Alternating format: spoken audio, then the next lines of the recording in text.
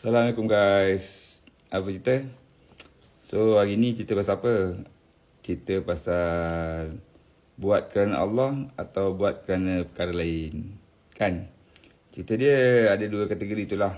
Orang yang buat kerana Allah, ikhlas kerana Allah. Apa-apa juga yang dia buat. Apa-apa juga perbuatan yang dia buat kan. Dia buat dengan tenang-tenang, dengan relax-relax, dengan berterusan tanpa meminta apa-apa penghargaan. Dia boleh buat benda tu berterusan je secara passionate.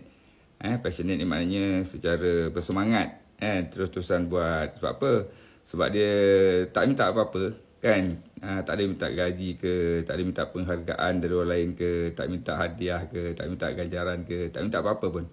Kan apa yang dia minta, kan apa yang dia harapkan adalah keredaan daripada Allah Taala. Semoga amalan-amalan yang dibuat tu kan Allah kira lah, kan Allah kira dekat akhirat nanti.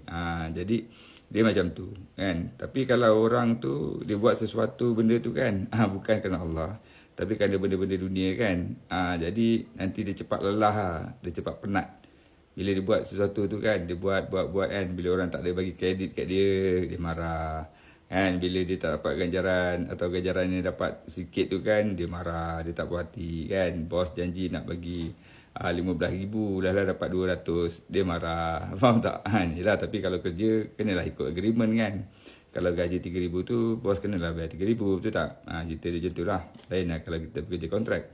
Kan, kita harapkan yang bila kita buat sesuatu tu nanti orang tu suka kat kita. Kan, kalau kita buat sesuatu tu pengisian tu orang dengar cakap kita. Benda-benda tu tak berlaku tuan-tuan puan. Kan, benda-benda tu sebenarnya artificial lah kan kat dunia ni kan.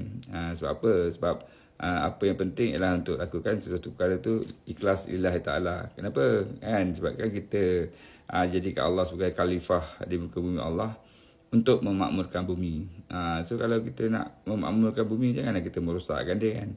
So bagi orang yang buat kerana Allah kan, jadi dia buatlah secara berterusan, secara istiqamah kan. Hari-hari dia menyampaikan perkara-perkara yang baik, hari-hari dia berkata benda-benda yang baik, hari-hari dia buat perbuatan yang baik, bantu orang dan sebagainya.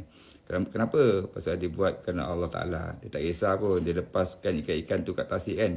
Ikan tu pulang ke tak pulang, terpulang. Tapi dia tahu yang Allah ada ganjaran. Kalau tak ke dunia, ada ganjaran dekat akhirat. Sebab tak ada perbuatan yang kita lakukan ikhlas kerana Allah Ta'ala akan jadi sia-sia. Itu cerita dia. Dan seorang pujangga mengatakan apa? Sesuatu yang ikhlas dari hati akan dirasai oleh hati yang satu lagi. Itu saja perkongsian FYI pada hari ini. Wallahualam. Assalamualaikum. Jumpa lagi. Bye.